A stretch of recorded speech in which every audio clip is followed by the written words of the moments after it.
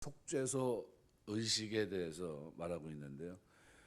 속죄일은 7월 10일입니다. 그런데 한 일주일 동안 준비 기간을 가지게 되는데 새벽녘이 밝아오면 사역을 시작합니다. 5번 그의 몸을 씻어야 되고 10번 그의 발을 씻었고 또 흰 세마포 옷을 갈아입습니다. 대제사장은 먼저 숫송아지 머리에 손을 얹고 오 여호와여 제가 불의를 행하였나이다. 저와 제 집이 죄를 범하였나이다. 고백한 후에 숫송아지를 자기의 속죄 제물로 드립니다. 이 제물을 드리는 동안 10번이나 여호와여 이름을 부르게 돼요. 그때 옆에서 땅에 엎드려 있던 백성들은 여호와여라고 제사장이 부를 때마다 화답하는데 복되도다 여호와 이름이요 그의 나라와 영광은 영원 무궁하도다 이렇게 같이 얘기합니다. 반복해서 10번을 그렇게 합니다. 그래서 번제단에 가서 대제사장은 불핀 숯을 향로에 채우고 한 줌의 유향을 예비된 접시에 담고 제물의 피를 가지고 천천히 지성소로 들어갑니다. 이때 백성들은 지성소를 바라봅니다. 그 후로는 아무도 성막에 접근할 수도 없고 볼 수도 없습니다. 지성소 안에 들어가서 향을 태워서 발생하는 연기로 하나님의 임재 상징인 법궤위 속죄소를 가리우게 하였습니다. 향의 연기가 가득하고 지성소 안을 채우게 될 때 대제사장은 또 다음과 같은 기도를 드립니다. 우리의 하나님이시여 우리 조상의 하나님이신 여호와여 간청하옵기는 오늘날 우리로 하여금 죄 때문에 잡혀가는 일이 없게 하소서. 만일 어쩔 수 없이 잡혀가면 법이 존중되는 땅으로 잡혀가게 하소서. 우리 조상의 하나님이시여 우리로 하여금 곤궁을 당하지 않게 하소서. 만약 어쩔 수 없이 곤궁을 당하게 되면 곤궁을 감해 주소서. 이 기도를 드립니다.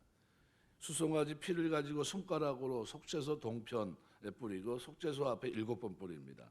그 후에 지성소에 나와서 염소의 머리에 두 손을 얹고 오 여호와여 저들의 불의를 범하고 불법을 행하고 죄를 지었나이다. 모든 백성들의 죄를 염소의 머리에 안수하고 전가시킵니다. 그 후에 제사장은 염소를 끌고 예루살렘 서문을 향해 바깥으로 나갑니다.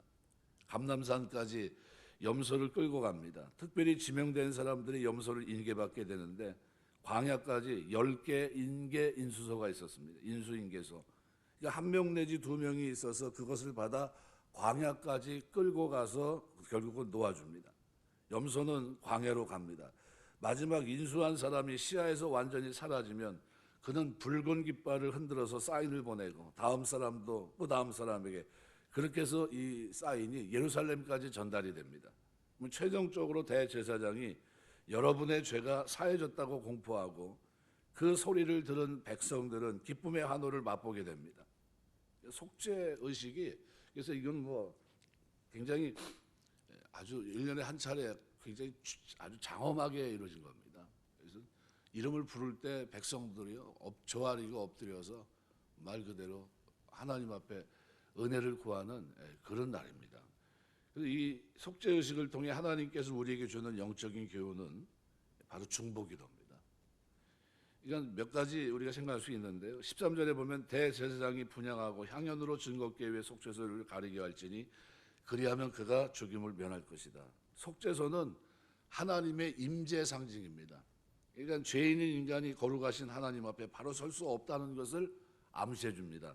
그러니까 죽임 당함 없이 하나님 앞에 설 수 있는 유일한 길은 향연, 연기입니다. 이 연기가 필요해요. 향연은 심판을 막아주는 예수 그리스도 중보기도를 상징하고 있습니다. 그러니까 우리가 그리스도의 기도, 중보기도 없이 그죠? 우리가 하나님 앞에 설 수 있을까? 불가능한 얘기입니다. 왜 우리가 예수님의 이름으로 기도합니까?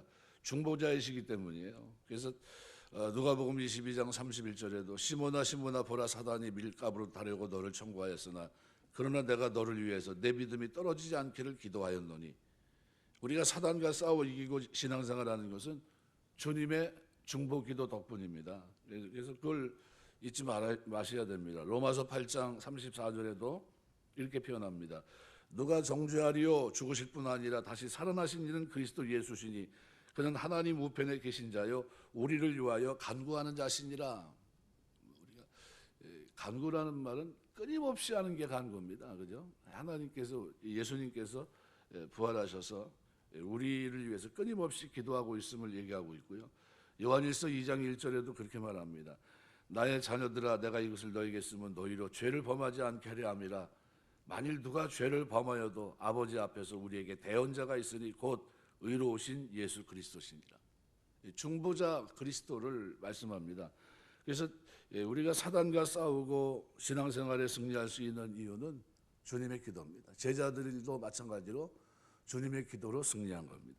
히브리서 9장 24절 보면 그리스도께서는 참 것의 그림자인 손으로 만든 성소에 들어가지 아니하시고 오직 참 하늘에 들어가사 이제 우리를 위하여 하나님 앞에 나타나셨다.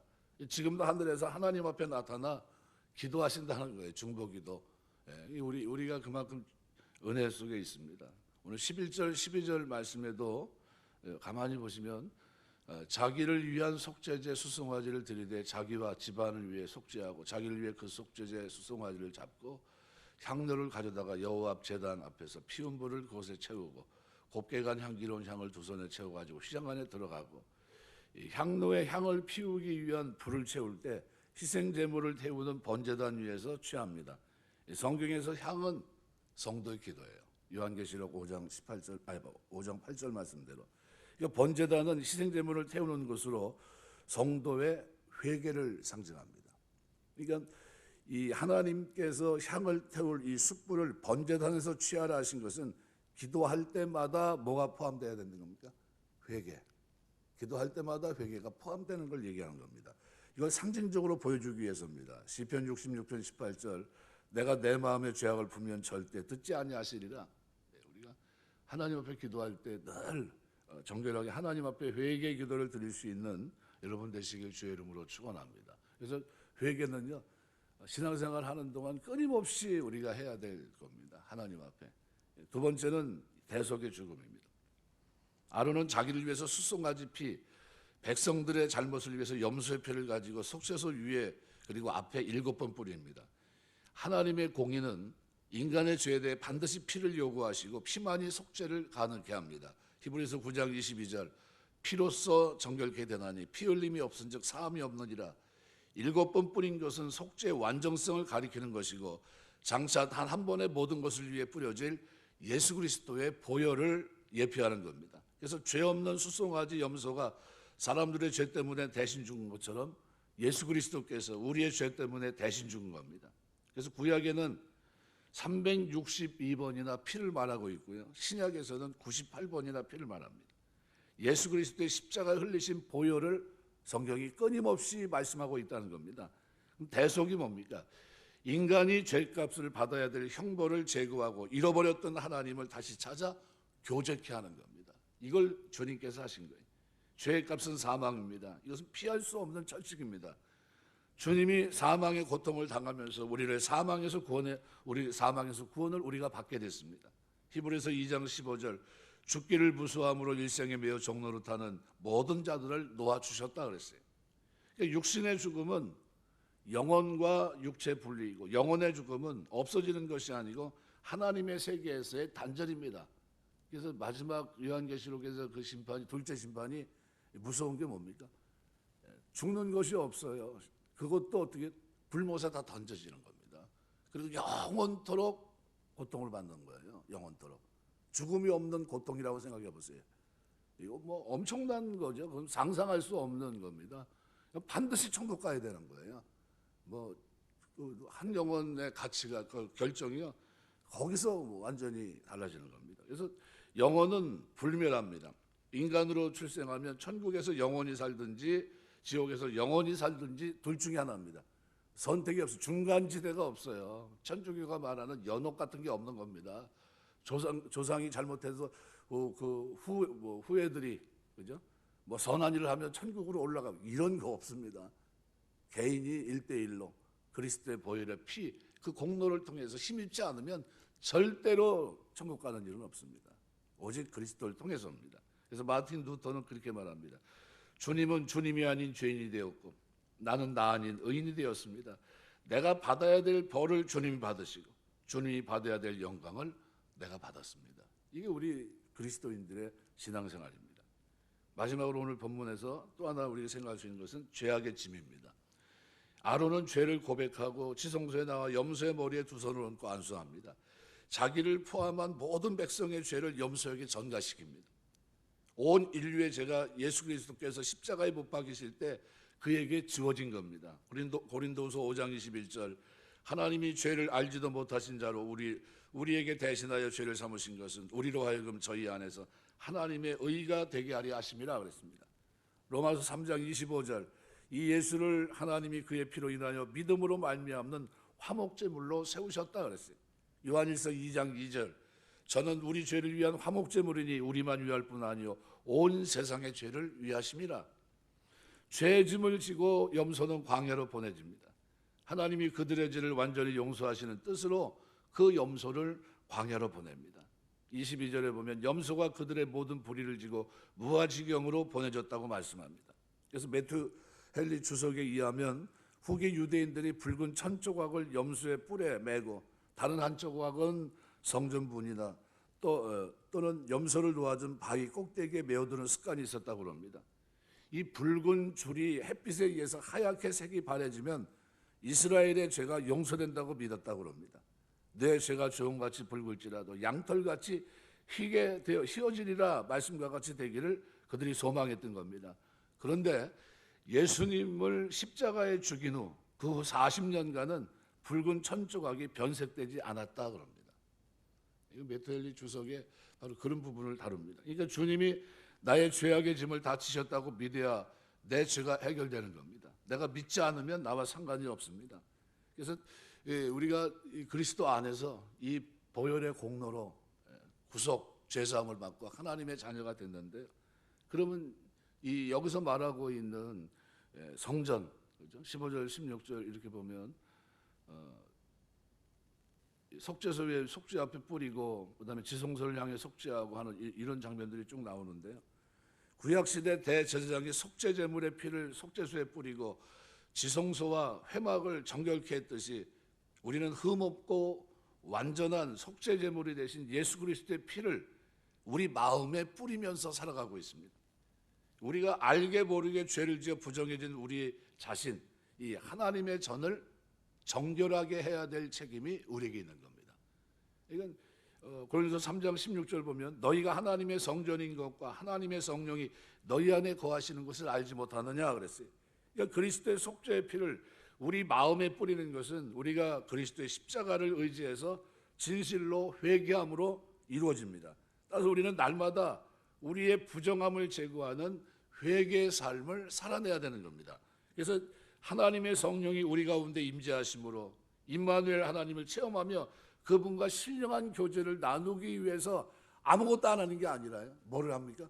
끊임없이 정결하게 살려고 몸부림쳐야 된다는 거예요. 요한일서 3장 3절, 주를 향해 이 소망을 가진 자마다 그의 깨끗하심과 같이 자기를 깨끗하게 하느니라.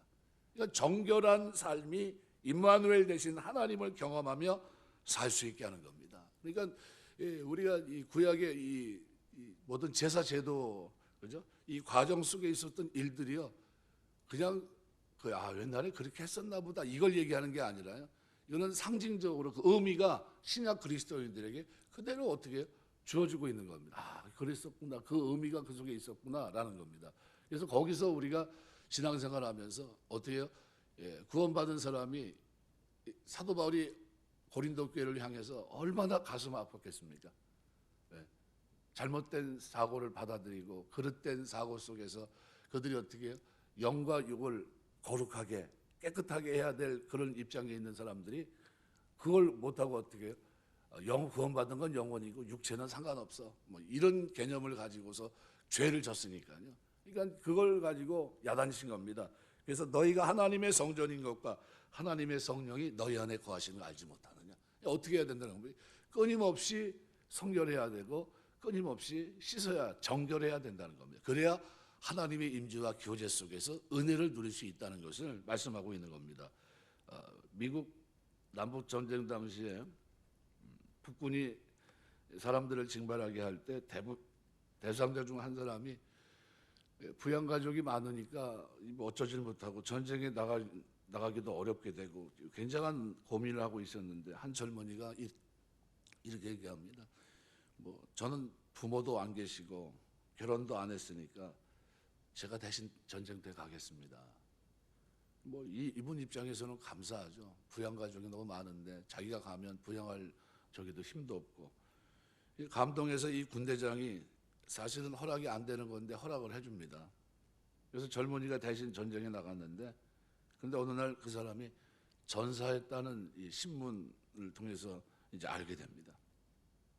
얼마나 가슴이 아팠겠습니까? 그래서 이 기사를 보고 마음에 크고 슬퍼하던 사람이, 이 자기를 위해서 나갔던 이 사람 때문에 결국 죽은 시체를 찾아다가 가족 공동묘지에 정석꽃 장례를 치러줍니다. 그리고 그 묘비에다 그는 나를 위해 죽었다 이렇게 기록합니다. 그는 나를 위해 죽었다. 평생 그 사람의 고마움을 간직하며 살았다고 그럽니다. 제가 오늘 이 말을 드리는 것은 주님이 오늘 나를 위해 죽으신 겁니다. 우리가 예수님의 십자가는요, 나를 위해 죽으신 주님입니다. 다른 사람이 아니라요, 나를 위해서. 주님의 그 사랑을 생각하면서 십자가 하나만 생각해도 우리는 감사와 은혜가 넘쳐요. 그래서 사도 바울은 일평생 뭘 놓치지 않습니까? 자랑할 사람이 있다면 그리스도의 십자가를 자랑하라 그랬어요. 나는 오직 그리스도의 십자가만을 자랑하노라. 왜요? 그 십자가는 나를 위해 죽으신 주님이거든요. 내 죄를 용서하시기 위해 하나님과 교제할 수 있는 길을 열어주시기 위해 죽으신 어린 양의 죽음이었기 때문입니다. 그래서 우리가 살아가면서 이 십자가의 의식, 이것을 우리가 잊지 마셔야 됩니다. 하나님 백성으로 살아가는 동안 내가 지금 은혜의 길을 걷고 있다. 상상할 수도 없는 하나님과 교제하고 하나님과 바른 관계를 맺고 살 수 있는 이 길이 누구 때문에요? 주님의 십자가 때문에. 나를 위해 죽으신 그 죽음 때문에 나에게 주어진 겁니다. 그래서 이 사실을 기억하시고 살아가는 동안 주님의 십자가를 기억하시고 늘 나를 어떻게 해요? 정결하게, 그죠? 하나님 보실 때 그런 모습으로 늘 회개하는 자세를 가지고 다시는 죄 가운데 살지 말아야지. 이제는 하나님 백성인데 주님, 내가 나와 교제를 위해서, 하나님과의 교제를 위해서 깨끗한 모습으로 내가 살아가야지. 하나님의 성전을 모시고 어떻게 내가 죄 가운데 살 수 있을까? 이것이 우리의 분명한 결단 속에서의 삶이고요. 그런 가운데 하나님은 우리의 아름다운 영적 교제를 맺으면서 우리에게 풍성한 삶을 살아갈 수 있도록 축복하십니다. 그 은혜가 우리 신앙생활을 하는 동안 저와 여러분의 삶 속에 늘 충만하고 은혜 충만한 모습으로 나타나게 되시길 주의 이름으로 축원합니다. 기도하겠습니다.